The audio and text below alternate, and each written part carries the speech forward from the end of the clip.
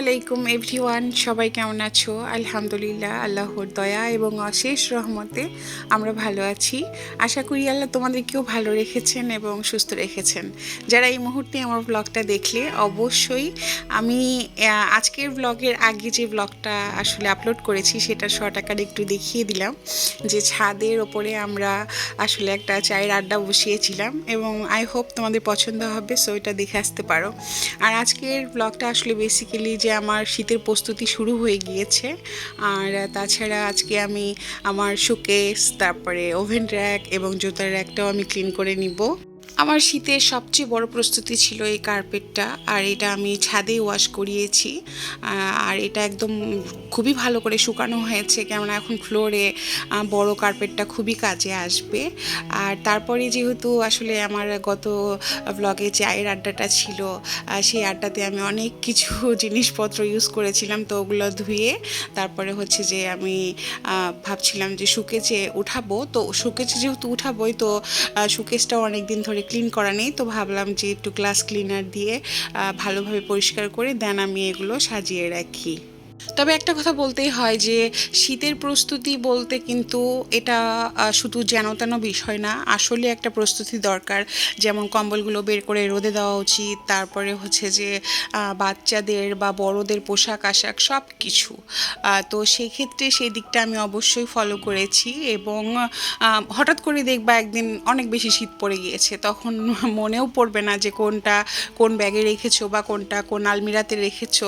এইরকম তো আমার ক্ষেত্রে হয়ে যায় যে বড় ছেলেরটা কোথায় রেখেছি বা ছোটো ছেলেরটা, বা আমার হাজব্যান্ড হঠাৎ করে চাইলো যে একটা ট্রাউজার দাও, কেননা গরমকালে তো এগুলা নট নেসেসারি প্রয়োজন হয়, এটা একেবারে না, বাট শীতের দিনে তো একেবারে খুবই ইম্পর্টেন্ট, তো সেই দিকটাও অবশ্যই মাথায় রাখতে হবে।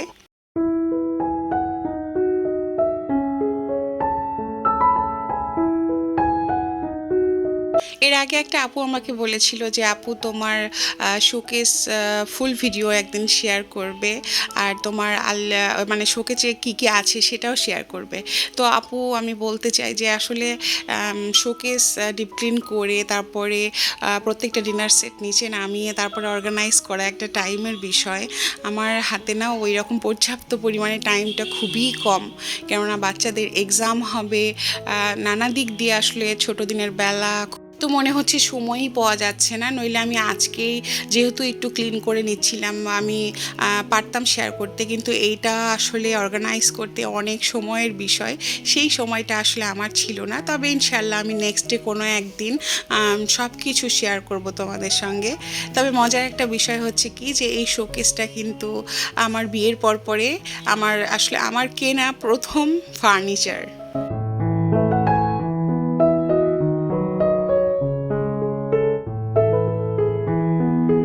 যারা এখনও আমাদের চায়ের আড্ডাটা দেখো নাই, অবশ্যই ভিজিট করে দেখে নিতে পারো। আসলে খোলা আকাশের নিচে এইরকম একটা আড্ডা তোমার মনকে এতটা শান্তি দেবে, বলার ভাষা নেই আসলে। এটা প্রকাশ করার মতো না, এটা অনুভবের বিষয়। তো আমাদের তো খুবই একটা ভালো সময় কেটেছিল, তবে আমি চাইবো যে বারবার এরকম সময় কাটুক। তবে ছাদে সব কিছু নিয়ে বসে আড্ডা দিতে কিন্তু বাইরের যে কষ্টটা সেটা আসলে কেউ দেখে না। কষ্টটা বলতে কি, সব কিছু নিয়ে যাও ছাদে, একটা করে থাকছে একটা করে থাকছে না, আবার নিতে আসতে হচ্ছিল, এই রকম অবস্থা। তো যাই হোক, আসলে প্রত্যেকটা কাজের পেছনে একটু কষ্ট থাকে, কিন্তু যখন সুখের পরিমাণটা অনেক বেশি থাকে তখন কিন্তু খুবই ভালো লাগে। তবে আমার চায়ের আড্ডাটার মেন আসলে পরে খেয়াল করেছিলাম যে আকর্ষণটা ছিল যে কেন জানি আসলে আমার টিপটটা আর হচ্ছে যে চুলার কালারটা একদম মিলে গিয়েছে। তো এই জিনিসটা আমাকে এত আনন্দিত করেছিল। আর তাছাড়া আমার চুলাটাও আমি ফার্স্ট টাইম ইউজ করেছি, মানে অনলাইন থেকে নেওয়ার পরে, তো সেটা এক্সাইটমেন্টটাও ছিল আসলে অন্যরকম।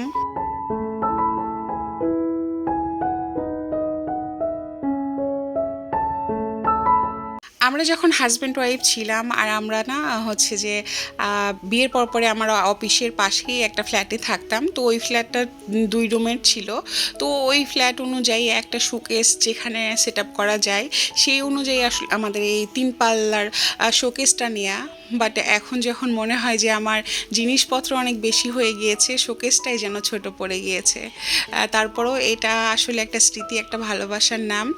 তবে ফ্যামিলি দিন দিন আসলে যত বড় হবে তত বড় সংসারও হবে এবং সংসারে জিনিসপত্র বাড়বে, এটা স্বাভাবিক। তো আমি ভাবলাম যে শোকেসের পাশে যেহেতু ওভেনের উপরেও দেখলাম কিছু ধুলা পড়ে আছে, তো একেবারে ক্লিন করে নিলে মানে এই পার্টটার ঝামেলাটা আমার শেষ হয়ে যাবে। শীতকাল যেহেতু আমার প্রিয়, এই সময়ে আমি কাজ করেও কিন্তু অনেক মজা পাই। শুধু ব্যাপারটা হয়ে গিয়েছে যে আসলে মনে হচ্ছে দিন কোন পাশ দিয়ে যেন চলে যাচ্ছে, দেখাই যাচ্ছে না এরকম। শীতকালে আমার রান্না করতে ভালো লাগে, খেতে ভালো লাগে, শুয়ে থাকতে ভালো লাগে, সবই ভালো লাগে। আর কাজ করে আসলে সত্যি ক্লান্তিবোধটা না একেবারেই আসে না। তো এই জিনিসটা আমার সবচেয়ে বেশি শীতের জন্য পছন্দ, আমার গরম একেবারেই পছন্দ না। শীতের পোশাক আশাকটা কিন্তু পরিমাণে একটু হেভি হয়, এর কারণে অনেক বেশি একটা স্পেস নেয়। তবে আমি ভেবেছিলাম যে ওদের বাবার যত সোয়েটার আছে বা জ্যাকেট ব্লেজার আছে ওগুলো রোদে দিব, কিন্তু ওদের বাবা বলেছিল প্রয়োজন নেই। আর তাছাড়া আমি প্রত্যেকটা বাচ্চাদেরটা একটা লাগেজে রেখেছি, বা বড় আমার হাজব্যান্ডেরটা আলাদা লাগেজে রেখেছি। দ্যাটস ওয়াই আসলে বাইরে রাখি নাই বা এমন কোনো জায়গায় রাখি নাই যে ধুলাবালি পড়েছে বা আছে না। তারপরও অনেক দিন ধরে একটা লাগেজে বা আলমিরাতে রাখলেও কিন্তু কাপড়ের একটা স্মেল বের হয়। সেটার জন্য কিন্তু আমরা একটু শীতের যে পোশাক আশাকগুলো ওগুলো একটু বাইরে আসলে মেলে দিতেই পারি, তাহলে কিন্তু অনেক বেটার হয়।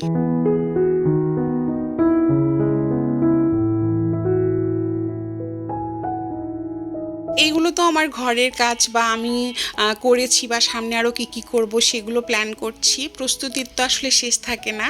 তবে হ্যাঁ, শীতেরও যে একটা কেনাকাটা আছে সেটা তো আছেই। পোশাক আশাক থেকে ওইটা পরের পার্ট, বাট হচ্ছে যে লোশন বা ভ্যাসলিন এইগুলো কিন্তু খুবই ইম্পর্ট্যান্ট। আর তাছাড়া শীতের দিনে আবার আমার বাচ্চাদেরকে আমি লোশনের বদলে অলিভ অয়েল তেলটা ইউজ করাতে একটু বেশি পছন্দ করি। তো এই দিকটা ওভেনটা ক্লিন হওয়ার পরে আর শোকেসটাও ক্লিন হওয়ার পরে এই তো চকচক করছে এইগুলো, তো খুব ভালোই লাগছিল।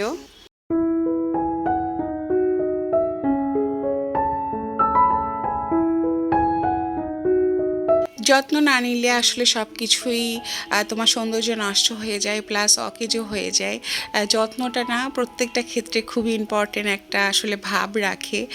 কেননা তুমি যত্ন যদি না থাকে তোমার সব কিছুর ক্ষেত্রে অ্যাকচুয়ালি মিলিয়ে দেখো, যত্ন বলতে ভালোবাসারও যত্ন বলতে পারি, বা সম্পর্কে যে কোনো একটা সম্পর্কে যত্ন বলতে পারি। যত্ন করে ভালোবাসলে আগলে রাখলে কিন্তু সেই জিনিসটার ফলাফলটা অন্যরকম হয়ে যায়। তো আমার জাস্ট শোকেস কমপ্লিট করার পরে আমার ফোন আসছে স্কুল থেকে। তো দেখি তারপর বড় ছেলে ফোন দিয়েছে যে আম্মু আজকে ক্লাস পার্টি, অবশ্যই ডমিনোস থেকে পিৎজা আনবা। তো ও তো কথা বলতে বলতে না ওর ফ্রেন্ডরা আন্টি আন্টি অবশ্যই আসেন, তাড়াতাড়ি আসেন, নানা রকম কথা। ভাগ্যিস আমার হাজব্যান্ড বাসায় ছিল, তো তারপরে ওকে বললাম যে আচ্ছা তুমি পিৎজাটা আনো, আমি স্কুলে যেয়ে তারপরে দিয়ে আসি। তো এই তো বড় ছেলের স্কুলে চলে এসেছি। আর আমার ছেলে বলেছিল যে ক্লাস পার্টি হবে, বাট ক্লাস পার্টিটা না আমার বড় ছেলের স্কুলে সবসময় মানে ছুটির আগে হয়, মানে ডিসেম্বরে হয়। বাট ওরা আছে না যে এক্সাম, এর জন্য ওরা একটু পার্টি করবে, তো অনেকে অনেক কিছু এনেছে। বাট আমি চাচ্ছিলাম যে বাচ্চাটাকে যদি আমি না দেই, আসলে আছে না যে একটা বন্ধুদের কাছে ছোট হয়ে যাবে, বা বন্ধুরা আবদার করেছে তাহলে কেন না। আর যেহেতু আমার হাজব্যান্ড ছিল তো ডমিনোস থেকেই এনেছে। আর ও আমাকে বারবার ফোন দিয়ে বলেছে একটাই কথা, আম্মু আমি তো পিৎজা ডমিনোসেরই চাই। তো এই তো বাচ্চাটা পিৎজা দেখে এত খুশি হয়েছে, তো ওর খুশিটা আসলে ইম্পর্টেন্ট আমাদের কাছে। তো তারপরে হচ্ছে যে বড় ছেলের স্কুল থেকে সরাসরি ছোট ছেলের স্কুলে আসছিলাম, কেননা একেবারে আজান বাবার ছুটির সময় হয়ে গিয়েছিল। তো আজান বাবাকে নিয়ে যাওয়ার পরে বাকি সংসারের কাজকর্ম আমার পরে।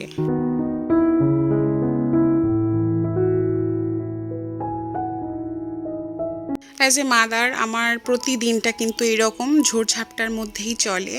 আর তাছাড়া যেহেতু আমি আমার সংসারের পাশাপাশি এই যে তোমাদের সঙ্গে একটা ব্লগ শেয়ার করার চেষ্টা থাকে, যে কিছু কিছু করে আমি অ্যাকচুয়ালি আমার এই ব্লগটা কন্টিনিউ করে যেতে চাই, তো ওইখানেও একটা সময়ের বিষয় থাকে।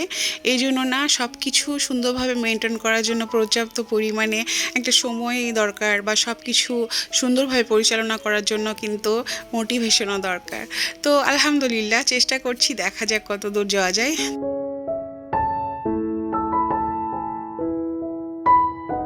শীতের প্রস্তুতির আরেকটা বড় পার্ট হচ্ছে যে কেসগুলো, মানে আমার বড় ছেলের কোনটা বা ছোট ছেলের কোনটা, ওই যে বললাম না হঠাৎ করে দেখবা একদিন শীত পড়ে গিয়েছে বা কোথাও প্ল্যান হয়ে গিয়েছে হঠাৎ করে যে বাইরে ঘুরতে যাবা, তখন কিন্তু এখন শীতের দিন বাচ্চারা মানে কেসই তাদের খুবই ইম্পর্ট্যান্ট।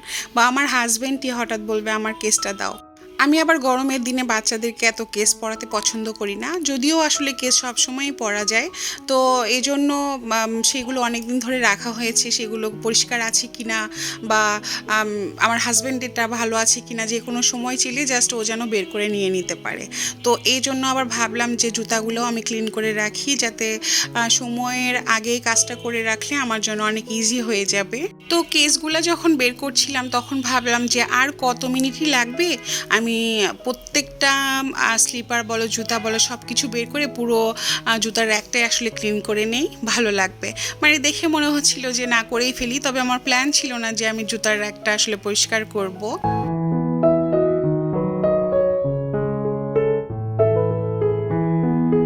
অনেক আপুদের আমার সুর একটা অনেক পছন্দ ছিল, এই জন্য অনেক আপুরা সুর একের পুরো ভিডিও চেয়েছিল। তো বেশ আগে আসলে আমার সুর একটাও আমি শেয়ার করেছিলাম যে এটা কোথা থেকে নেয়া বা দাম কত পড়েছে, সব কিছু A to Z শেয়ার করেছিলাম। আর আমার সুর একটা আমাদেরও পার্সোনালি খুবই পছন্দ। ভিতরে নেট দেওয়ার ফলে এর ভিতরে আসলে তেলাপোকা এগুলো একেবারে ঢুকতে পারে না। আর এই শেডটা না পরিষ্কার করা একটু কষ্টের, তারপরেও ধুলা পড়েছে, তো ভাবছিলাম যে একটু পরিষ্কার করে নেই।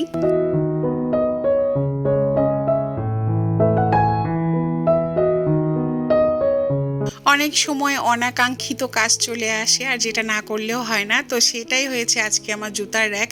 যদিও আমার প্ল্যান ছিল না, তারপরেও আসলে পুরোটা সুন্দরভাবে ক্লিন করে তারপরে সব কিছু গুছিয়ে নিলাম। তবে এই জুতোর র্যাক ট্যাক এগুলো আমি আপাকে দিয়ে একটু করাতে পছন্দ করি, কেননা অনেক ডাস্ট থাকে। আর ধুলাবালিতে এমনিতেই আমার ঠান্ডার একটু সমস্যা, বেশি ধুলাবালি নাড়লেই না তোমার ঘন ঘন ঠান্ডা লেগে যায়। আর যেহেতু সাইনোসাইটিস আছে সেই দিকটাও একটু খেয়াল করতে হয়। তবে ওই যে বললাম পরিষ্কার করলে আসলে আমি একটু মানে স্যাটিসফাই থাকতাম, দ্যাটস ওয়াই কাজটা করেই ফেললাম।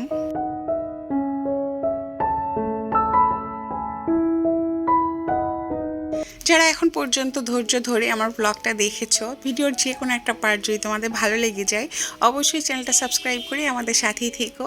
আর অবশ্যই ভিডিওতে লাইক দিতে ভুলো না এবং তোমাদের মতামতটা জানাতেও ভুলো না।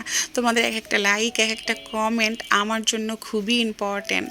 যদিও আসলে আমি ব্লগ বা ইউটিউবার নিজেকে এখনও আসলে ভাবি না, কেননা একেবারে নগণ্য ছোট একজন মানুষ, তারপরও না তোমাদের কিছু ভালোবাসা পেলে খুবই ভালো লাগে। তখন মনে হয় যে কিছু আপু আমার সঙ্গে কানেক্ট করছে, আমি ব্লেসড যে তোমাদের ভালোবাসাটা বা তোমাদের সঙ্গে কমেন্টের মাধ্যমেও একটা কথোপকথন হয়ে যাচ্ছে। তো এই জিনিসটা কিন্তু অনেক ভালো।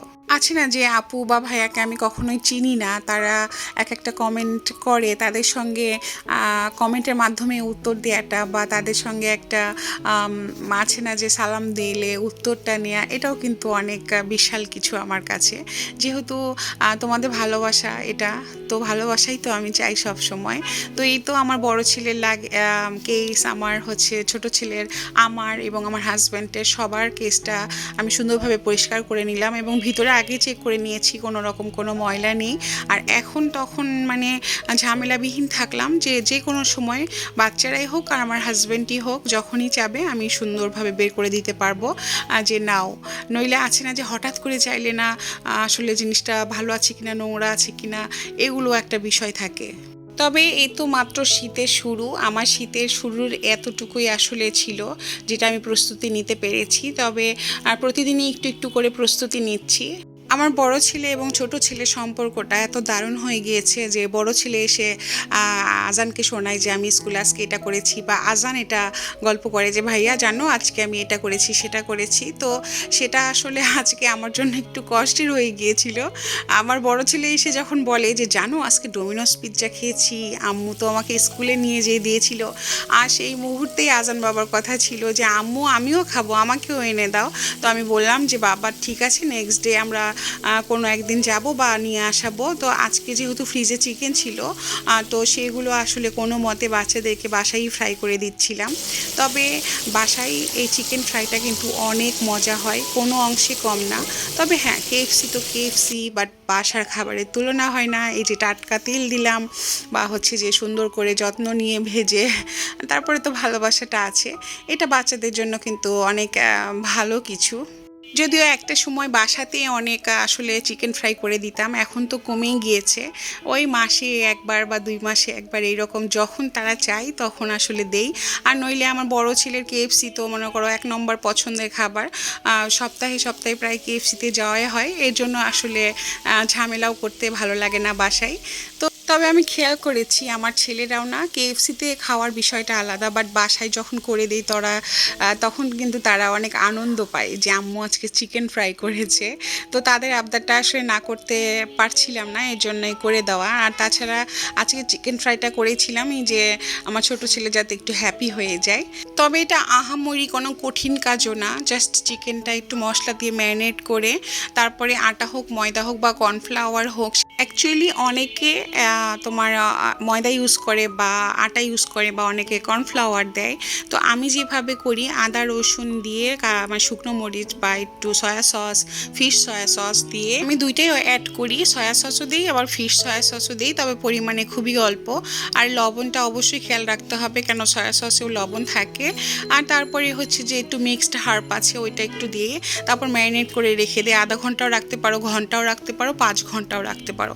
তারপরে একটা ডিম ফেটে একটা একটা করে চিকেন একটু ডিমে নিয়ে তারপরে আবার হচ্ছে যে ময়দা বা আটার মধ্যে একটু সুন্দর করে মাখিয়ে আবার একটু পানিতে দিলে আবার কট করে দেন তুমি হচ্ছে যে তেলে দিয়ে দিলে, তবে কিন্তু ক্রিস্পিনেসটা অনেক সুন্দর আসে। এইভাবে তোমরাও ট্রাই করে দেখতে পারো। তো আজকের ব্লগটা এখানেই শেষ। তোমরা ভালো থেকো, দেখা হবে নেক্সট ব্লগে। আল্লাহ হাফেজ।